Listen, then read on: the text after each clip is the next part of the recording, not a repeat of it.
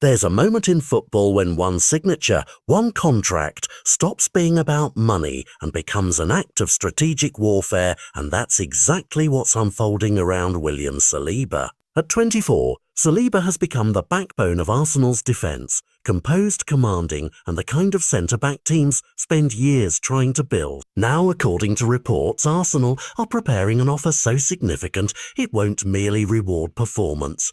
It could end Real Madrid's long game to bring him to the Bernabeu. With Saliba under contract until 2027, the Gunners' move is squarely aimed at converting interest into impossibility, make him the club's highest-paid player, and suddenly Madrid would need either an astronomical bid or an entirely different plan. Imagine the ripple effects. For Arsenal, keeping Saliba means cementing the spine of a title contender. For Saliba, it's the chance to anchor a squad that trusts him, a place where he's not only adored but pivotal. For Real Madrid, it's the kind of negotiation that transforms from a "we want him someday" to "we must recalibrate immediately." The figures being talked about are eye-watering in football terms, enough to close off a transfer corridor and force Florentino Perez to choose: outbid at any cost, wait for 2027, or accelerate, an alternative. Reports suggest Arsenal are willing to push earnings to a level few at the club have seen before, a statement that signals both financial muscle and intent. That alone is newsworthy, but the full story isn't just salary numbers, it's the chessboard behind them. Madrid have long viewed Saliba as a future pillar. Young, French, technically superb, and perfectly suited to pair with their own emerging talents. But clubs don't win games in the boardroom. They win wars of narrative and commitment. Arsenal's renewal offer reframes the narrative. Rather than being a stepping stone to Bernabeu stardom, Saliba could become the emblem of Arsenal's long-term project.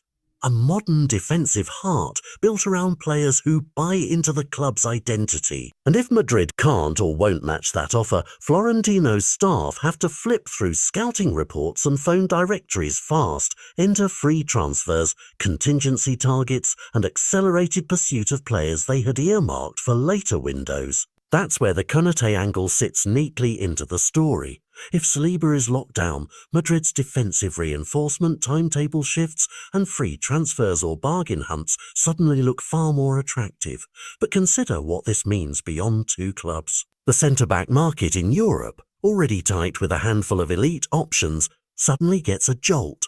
Salaries and contract structures adjust, clubs reframe who they retain and who becomes expendable, and agents recalibrate every negotiation. For younger defenders watching, Arsenal's move would be a signal that loyalty can be rewarded in a way that stops the usual ladder climb to the continent's biggest stages. For fans, there's raw emotion. Arsenal supporters will see this as proof their club can compete for top talent not only on the pitch but at the negotiating table. Madrid faithful will feel the sting of a thwarted plan and demands an answer from the board. For Saliba himself, the decision is delicately personal. Remain where you're adored and central, or test the orbit of football's most storied club when the timing is right. Either choice shapes a career and shifts market momentum.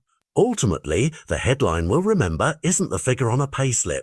It's what that figure represents, a shift in power, priorities and ambition. If Arsenal's renewal is sealed, it's not just a victory for one club, it's a message to Europe's elite. Project building matters, and financial muscle used smartly can change the transfer map overnight. If it fails, Madrid's interest remains live, and the summer that follows will be one of the most watched defensive sagas in recent memory. Either way, a single contract negotiation around one of the world's best young centre-backs is about to write a new chapter in the transfer era, and the whole football world will be watching to see who blinks first.